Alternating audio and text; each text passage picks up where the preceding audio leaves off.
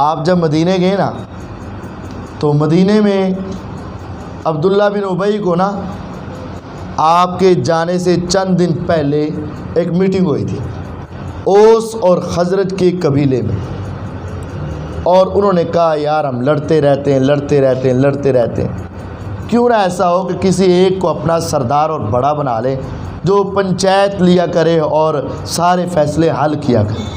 انہوں نے کہا ٹھیک ہے۔ انہوں نے باب عبداللہ کو اپنا سردار بنانے کے لیے طے کر لیا، اور اب اس کا سر کے لیے تاج پگڑی وہ تیار ہونے لگی کہ چند دن کے بعد ایک بہت بڑی محفل ہوگی، مجلس ہوگی، اور سب کے سامنے بابے کے سر پر وہ تاج رکھا جائے گا اور وہ سارے مدینے کا سردار ہوگا، یثرب کا سردار ہوگا۔ اللہ تعالیٰ کا کرنا ایسا ہوا کہ ابھی وہ وقت آنے سے پہلے نبی علیہ السلام ہجرت کر کے مدینے پہنچ گئے۔ جب دو جہانوں کے سردار آ گئے تو اب عبداللہ کی سرداری ختم ہو گئی۔ اب یہ منافق بن گیا، منافق تھا، اوپر سے مسلمان ہوا، اندر سے اس کو بڑی چڑ تھی کہ اس کی وجہ سے میری سرداری چلے گی۔ مسلمان تو نبی کے ہوتے ہوئے کسی اور کو مان سکتے ہیں؟ نہیں مان سکتے۔ اب وہ نبی علیہ السلام کے ساتھ ساری زندگی دشمنی کرتا، یہاں تک کہ احد کے میدان میں 1000 صحابہ اور ظاہری طور پر جو مسلمان ہوئے تھے وہ ساتھ گئے احد کے میدان میں لڑنے کے لیے۔ راستے میں عبداللہ بن ابی منافق، اس نے منافقت کرتے ہوئے 300 بندے واپس لے آئے۔ آسی نہیں لڑنا، ایک لڑائی ہے، 300 واپس لے آئے۔ پتہ چل گیا یہ منافق ہے کہ جاؤ یہ مسلمان جائیں، ہم نہیں ساتھ جائیں۔ پھر آپ ایک مرتبہ ایک راستے سے گزر رہے تھے، آپ گدھے کی سواری پر تھے، اس وقت گدھا بھی سواری کے طور پر استعمال ہوتا تھا، تو وہ جب دوڑا تو اس کی خاک اڑی، تو خاک یہ سڑک کے اوپر بیٹھا ہوا تھا عبداللہ بن ابی، اور چند لوگ اور بھی تھے، مسلمان بھی تھے، منافق بھی تھے۔ تو جب خاک اڑی نا تو عبداللہ کو غصہ چڑھ گیا، یہ کہنے لگا اے محمد صلی اللہ علیہ وسلم اپنے گدھے کو دور رکھو ہم سے، اس کی خاک ہمارے ناکوں میں آ رہی ہے۔ نبی علیہ السلام کو اس نے بات کہہ دی۔ ایک صحابی کو اتنا غصہ آیا، کہا اللہ کی قسم میرے آقا کے گدھے کے پاؤں کے نیچے کی خاک تیرے عبداللہ کے جسم سے پاک ہے اور اس سے بہتر ہے۔ مسلمان اور منافقوں کی لڑائی ہونے لگ پڑی۔ نبی علیہ السلام فوراً ٹھہرے، ان کو چھڑایا اور آپ نے فرمایا کوئی بات نہیں، اس نے کہہ دیا تو کوئی نہیں، میں نے اس کو معاف کر دیا۔ ایک وقت یہ بھی آیا کہ مسلمان جہاد میں گئے تھے، منافق بھی جایا کرتے تھے جہاد میں، تو مسلمان کی ایک منافق سے تھوڑی سی لڑائی ہو گئی۔ عبداللہ بن ابی منافق کہنے لگا ہاں لئن رجعنا الی المدینہ لیخرجن الاعز من الاذل، ایسے واسطے ایسی انہوں نے جگہ دیتی ہیں، ہم نے اپنے گھر دیے، علاقہ دیا، مال دیا، عورتیں دی، ہم نے ان کے ساتھ اچھا سلوک کیا، یہ مکے سے اٹھ کر آئے تھے، خالی ہاتھ آئے تھے، ہم نے سارا کچھ ان کا کیا ہے، آج جب اگر واپس چلے گئے نا تو نعوذ باللہ ثم نعوذ باللہ نقل کفر نہ باشد۔ عبداللہ کہتا ہے ہم عزت والے نعوذ باللہ پیغمبر جو ذلت والے ہیں ان کو جاتے ہی مدینے سے نکال دیں گے، اب ہم ان کو مدینے میں رہنے نہیں دیں گے۔ نبی علیہ السلام کے بارے میں گندے ترین کلمات بولے۔ آپ کو پتہ چلا، آپ نے پوچھا تو یہ گل کہی ہے؟ مکر گیا۔ اس کو کیا تھا؟ کہنے لگا نہیں میں نے نہیں کہی۔ آپ نے پھر چھوڑ دیا۔ اتنے بڑے سانحہ ہونے کے باوجود پتہ ہے جب عبداللہ مر گیا نا، عبداللہ بن ابی مر گیا نا، نبی علیہ السلام نے کیا کیا تھا؟ میرے نبی علیہ السلام نے بیٹے کو کہا کہ ٹھہر میری بات سن، جب وہ بتانے کے لیے آئے۔ اتفاق یہ تھا یہ جو منافق تھا نا اس کا نام بھی عبداللہ تھا اور اس کے بیٹے کا نام بھی عبداللہ تھا، اور وہ پکا مسلمان اور توحید پرست تھا۔ باپ کو ہدایت نہ ملی، بیٹا بہت پکا مسلمان۔ وہ نبی علیہ السلام کو بتانے آئے آقا ابو فوت ہو گئے۔ آپ نے کہا ٹھہر جاؤ۔ آپ اندر گئے، اپنی قمیض جو آپ کے جسم کے ساتھ لگا کرتی تھی، جو بڑی متبرک تھی، آپ نے وہ قمیض لا کر دے دی. کہا یہ اس عبداللہ کا کفن بنا دینا، شاید میری قمیض کی برکت کی وجہ سے اللہ اس کو معاف کر دے. یہ ہے ادفع باللتی ہی احسن، سب سے اچھے طریقے. یہ صلہ رحمی، رشتہ داری، تعلق داری، محلے داری کو جوڑنا، کیسا انداز تھا. پھر آپ نے کہا کہ جنازے کا وقت ہونا تو منو دسی. جنازے کے ٹائم بتایا گیا، نبی علیہ السلام گئے، آپ جنازہ پڑھانے لگے. عمر رضی اللہ تعالیٰ نے روکا. آپ نے فرمایا عمر چھوڑ، مجھے پتہ ہے اس نے میرے ساتھ کیا کیا کیا، لیکن ادفع باللتی ہی احسن، منو پڑھان دے. نبی علیہ السلام نے جنازہ پڑھا دیا. جنازہ پڑھانے کے بعد بات بس نہیں ہوئی، ختم نہیں ہوئی. جب عبداللہ کو قبر میں دفن کرنے کا موقع آیا، نبی علیہ السلام خود قبر کے اندر اترے. صحیح بخاری میں ہے فَتَفَلَ فِي فَمِهِ، میرے آقا نے اپنا لعاب نکال کے اس کے منہ میں ڈال دیا. شاید اس لعاب کی وجہ سے عبداللہ بخش دیا جائے.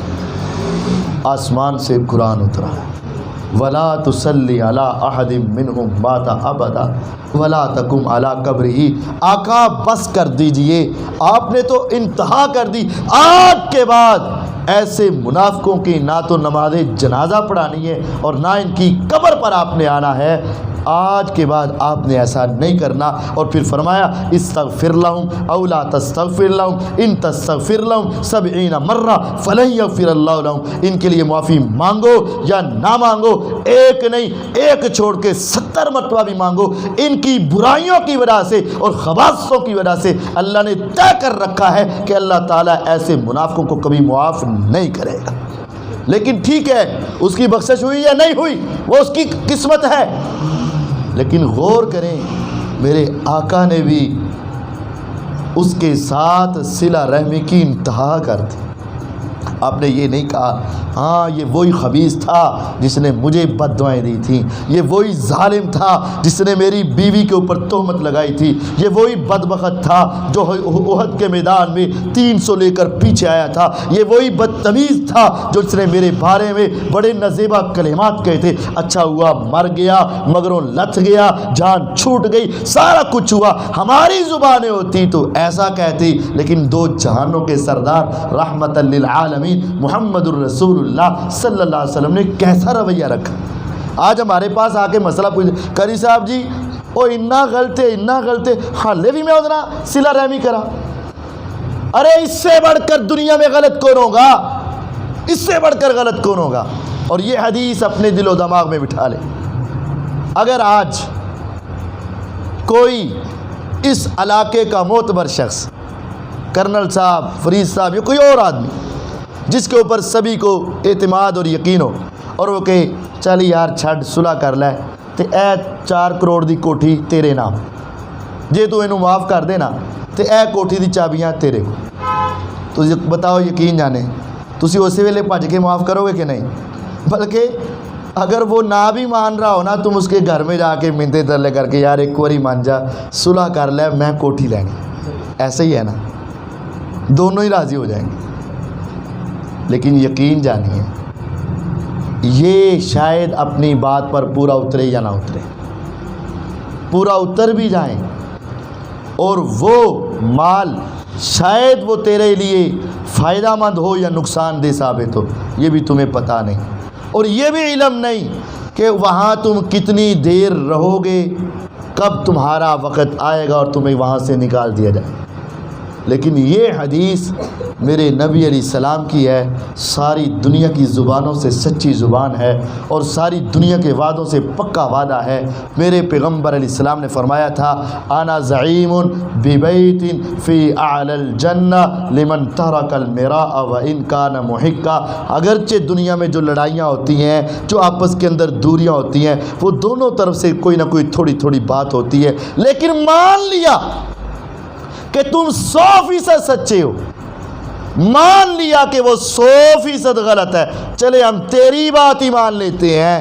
میرے نبی علیہ السلام نے فرمایا اگر 100% سچے ہونے کے باوجود بھی اگر تم اس کو معاف کر دو گے نا کہ جا میں نے تمہیں معاف کیا، تو نے میرے پیسے دینے تھے پھر بھی معاف کیا، تو نے میرے اوپر الزام لگائے میں نے پھر بھی معاف کیا، تو نے میرے بارے میں باتیں کی میں نے پھر بھی معاف کیا، اگر تم سچے ہونے کے باوجود بھی جھگڑے کو چھوڑ دیتے ہو نا، قیامت کے دن آ جانا، میں محمد صلی اللہ علیہ وسلم تمہیں جنت میں ایک محل لے کر دینے کی ضمانت دیتا ہوں۔ جنت کا محل، ہمیشہ کی زندگی، ایسی جوانی کہ کبھی بڑھاپا نہیں آئے گا، ایسی صحت کہ کبھی اس میں بیماری نہیں آئے گی، ہمیشہ رب کی رضا رہے گی، اللہ تعالیٰ بھی اس کے اوپر راضی اور وہ اپنے رب پہ راضی، ہمیشہ کے محلات، ہمیشہ کے کھانے، ہمیشہ کے پینے، ہمیشہ کے مشروبات، ہمیشہ کی غذائیات اور میرے اللہ کا دیدار، یہ سارا کچھ لینا ہوگا تو کیا کرنا ہوگا؟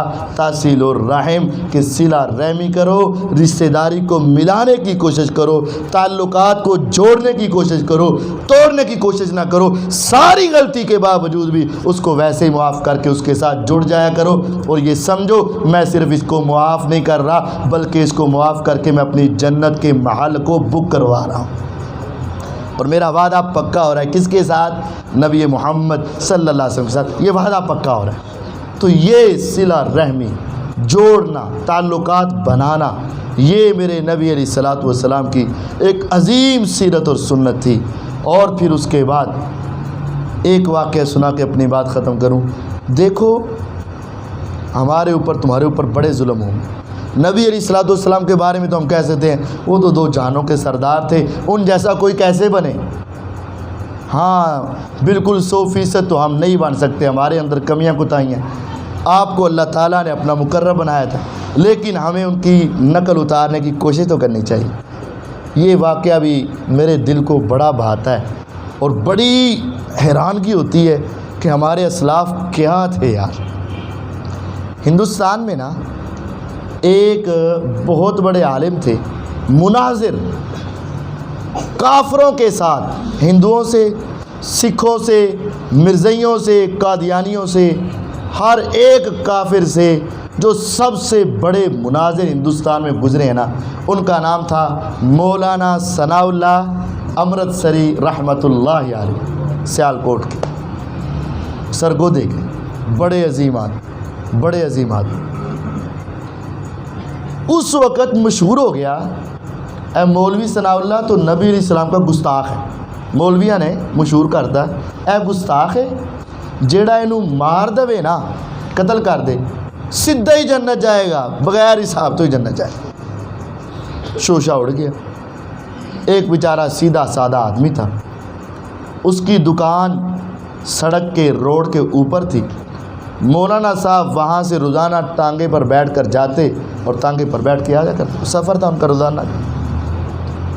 اس نے کہا یار یہ تو بڑا آسان کام ہے، جنت پکی ہے، سیدھی ہے، یہ نبی کا گستاخ ہے، اس کو قتل کر دو، جنت پکی ہے۔ تو وہ جذبات میں آ گیا، اس نے کلہاڑی کو تیز شیز کیا، اس نے کہا گھوڑا ٹانگا آپ کو پتہ ہے ہلکا ہلکا ہی چلتا ہے، اتنا تیز تو نہیں، بندہ دوڑ کے اس کے اوپر چڑھ جاتا ہے۔ تو مولانا صاحب اس کے اوپر بیٹھے ہوئے تھے، پگڑی باندھی ہوئی تھی، امامہ شریف، اس نے سیدھا ان کے اوپر وار کیا اور بڑا کاری وار کیا، لیکن اللہ تعالیٰ کا کرنا ایسا ہوا جنہوں اللہ بچانا چاہے انہوں کو مار سکتا نہیں، وہ زخم لگے، پگڑی کی وجہ سے بھی زخم بچ گئے، اس کو پکڑ لیا گیا، آپ بھی بیمار ہو گئے، اور اس وقت قانون کے مطابق اس کو جیل میں بھیج دیا گیا۔ جیل میں 10 سال تک وہ جیل میں رہا۔ جب 10 سال کے بعد وہ واپس آیا نا، گھر میں آ کر گھر والوں سے پوچھتا ہے کہ تمہارا گزر بسر کیسے رہا؟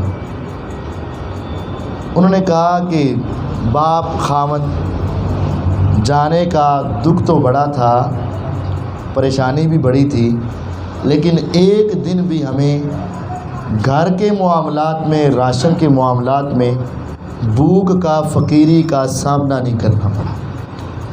ہم کبھی بھی بھوکے نہیں سوئے تھے، تو پھر کیسے تمہارا گزر بسر ہوا 10 سال کا پتہ نہیں۔ بس ہر مہینے پہلے دنوں میں پورے گھر کا راشن ایک بابا سا آتا اور ہمارے دروازے پہ رکھ کے چلا جاتا تھا۔ ہم ہمیشہ اس سے، بچے بھی اصرار کرتے بیٹھنے کا اور نام بھی پوچھتے، لیکن وہ بتائے بغیر ہی چلا جاتا۔ اس نے کہا اس بابے کا حلیہ کیا تھا؟ جب انہوں نے حلیہ بتایا تو اب اس کے پاؤں تلے سے زمین نکل گئی۔ ارے یہ تو وہی تھا جس کو میں مارنا چاہ رہا تھا، یہ تو وہ بابا ہے۔ صبح ہوئی تو ان کے دروازے پہ پہنچ گیا اور جا کر کہنے لگا حضور معاف کر دیجئے گا، مجھے نہیں پتا تھا کہ اسلام اس چیز کا نام ہے، ایمان اس چیز کا نام ہے، کہ میں تو آپ کو آقا کا گستاخ سمجھ کے قتل کرنا چاہ رہا تھا، اور 10 سال تک میرے گھر کا خرچہ آپ اٹھاتے رہے۔ کہا میں نے سوچا تو نے تو ایک حماقت کی ہے، لیکن تیرے چھوٹے چھوٹے بچوں کا کیا قصور ہے، تیرے گھر والی کا کیا قصور ہے کہ اب وہ لوگوں کے سامنے ہاتھ پھیلاتے رہیں۔ میں نے ان بچوں پر اور اس عورت پر، بیگم پر ترس کھاتے ہوئے میں نے یہ کام کیا۔ تو وہ میرے اللہ کا جو فرمان تھا نا، ادفع باللتی ہی احسن، جواب اس طریقے سے دو جو سب سے آسن تھا۔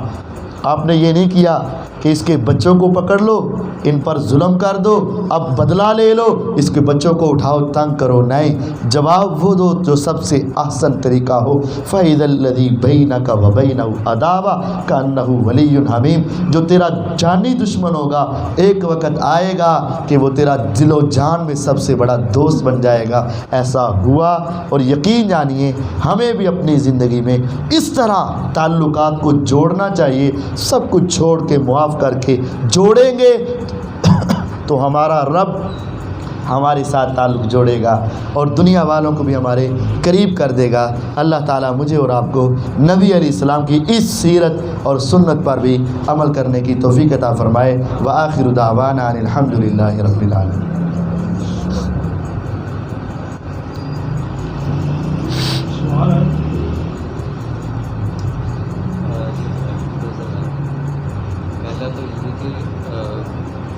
سورہ صافات کے اندر وہ ابراہیم علیہ السلام کا اور اسماعیل کا جو واقعہ ہے وہ ذبح ہوا، تو وہاں پہ 2 لفظ استعمال ہیں، ایک تو خواب کے لیے